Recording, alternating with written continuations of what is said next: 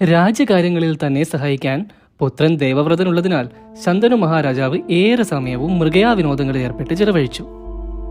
ദേവവ്രതനാകട്ടെ തന്റെ നീതിയുക്തമായ ഭരണം കൊണ്ട് പെട്ടെന്ന് തന്നെ പ്രജകൾക്കേറെയും പ്രിയപ്പെട്ടവനായി. ഒരു നാൾ ശന്തനു രാജാവ് നായാട്ടിനായി വനത്തിൽ പോയപ്പോൾ യമുനാ നദിയുടെ തീരത്തു നിന്നും അത്യാകർഷകമായ ഒരു സുഗന്ധം വരുന്നത് ശ്രദ്ധിച്ചു. അതിന്റെ ഉറവിടം തേടിപ്പോയ അദ്ദേഹം ചെന്നെത്തിയത് അതിസുന്ദരിയായ ഒരു യുവതിയുടെ മുന്നിലായിരുന്നു. രാജാവിനെ കണ്ട അവൾ താൻ മുക്കുവ രാജാവായ ദാശരാജന്റെ പുത്രി സത്യവതിയാണെന്ന് സ്വയം പരിചയപ്പെടുത്തി. അവളുടെ സൗന്ദര്യത്തിലും ആ സുഗന്ധത്തിലും ആകൃഷ്ടനായ ശന്തനു അവളെ തന്റെ പത്നിയാക്കണമെന്ന് ആഗ്രഹിച്ചു. ഉടനെ തന്നെ അദ്ദേഹം ദാശരാജാവിന്റെ അടുത്ത് ചെന്ന് തന്റെ ആഗ്രഹം അറിയിച്ചു. ശന്തനു രാജാവിന്റെ ആഗ്രഹം ഒരു മഹാഭാഗ്യമായിട്ട് തന്നെയാണ് മുക്കുവ രാജാവിന് തോന്നിയത്. എങ്കിലും അദ്ദേഹത്തിന്റെ മനസ്സിൽ ചില ആശങ്കകളുണ്ടായി. അദ്ദേഹം ശന്തനുവിനോട് പറഞ്ഞു, മഹാരാജൻ, അങ്ങന്റെ പുത്രിയെ വിവാഹം കഴിക്കുന്നത് ഞങ്ങൾക്കൊരു ഭാഗ്യം തന്നെയാണ്. എങ്കിലും അങ്ങേക്കിപ്പോൾ തന്നെ ഒരു പുത്രനുണ്ടല്ലോ. അപ്പോൾ അവനായിരിക്കുമല്ലോ അടുത്ത രാജാവ്. അങ്ങനെ വന്നാൽ അങ്ങയുടെ കാലശേഷം എന്റെ പുത്രി അനാഥയായി പോകുമല്ലോ. അതെനിക്ക് സഹിക്കാനാവില്ല. ആയതിനാൽ എന്റെ പുത്രിയിൽ അങ്ങേക്ക് പിറക്കുന്ന കുമാരനെ അടുത്ത കിരീടാവകാശിയാക്കാം എന്നങ്ങ് വാക്ക് തരികയാണെങ്കിൽ ഞാൻ ഈ വിവാഹത്തിന് സമ്മതിക്കാം. അത് കേട്ട ശന്തനു സ്തബ്ധനായിപ്പോയി. ദേവവ്രതൻ ജീവിച്ചിരിക്കെ മറ്റൊരാളെ രാജാവാക്കുന്നത് അദ്ദേഹത്തിന് ചിന്തിക്കാൻ പോലും ആകുമായിരുന്നില്ല. തനിക്കത് സ്വീകാര്യമല്ല എന്ന് പറഞ്ഞുകൊണ്ട് അദ്ദേഹം കൊട്ടാരത്തിലേക്ക് തിരിച്ചു വന്നു. എന്നാൽ അദ്ദേഹത്തിന്റെ മനസ്സിൽ നിന്നും സത്യവതിയുടെ രൂപം പോയതേയില്ല.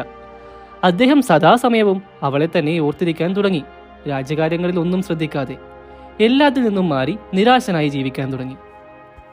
ഇതെല്ലാം വീക്ഷിച്ചിരുന്ന ദേവവ്രതനും അച്ഛന്റെ പെരുമാറ്റത്തിൽ എന്തോ പന്തികേട് തോന്നി.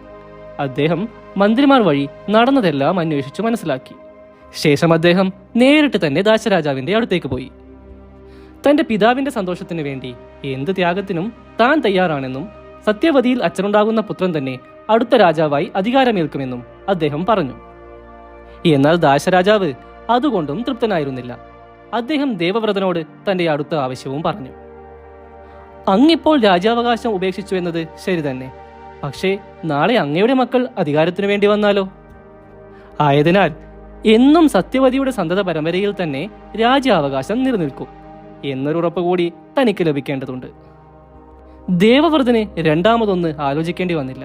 അദ്ദേഹം പറഞ്ഞു, ആ വാക്കും ഞാൻ തരുന്നു. എനിക്ക് ഈ ജന്മത്തിൽ പുത്രന്മാരേ ഉണ്ടാകുന്നതല്ല. ഞാനൊരു നൈഷ്ഠിക ബ്രഹ്മചാരിയായി ജീവിക്കുന്നതാണ്. സർവ്വസുഖങ്ങളും സൗഭാഗ്യങ്ങളും ഞാനിതോടെ ഉപേക്ഷിക്കുന്നു. ഇനി അങ്ങയുടെ പുത്രിയെ തന്റെ പിതാവിന് നൽകുക.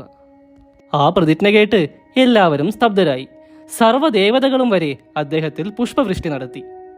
ആ പ്രതിജ്ഞയാൽ അദ്ദേഹം ഇനി ഭീഷ്മർ എന്ന പേരിൽ അറിയപ്പെടും എന്ന് പറഞ്ഞു. അതോടെ ദാശരാജാവ് സന്തുഷ്ടനായി. അദ്ദേഹം സത്യവതിയെ ശന്തനുവിന് തന്നെ വിവാഹം ചെയ്തു കൊടുക്കാൻ സമ്മതിച്ചു.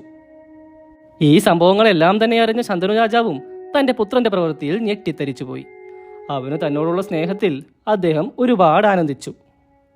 തന്റെ പുത്രനെ ആശ്ലേഷിച്ച അദ്ദേഹം അവനൊരു വരദാനവും നൽകി. നിനക്ക് ഇച്ഛാമൃത്യുവായിരിക്കട്ടെ.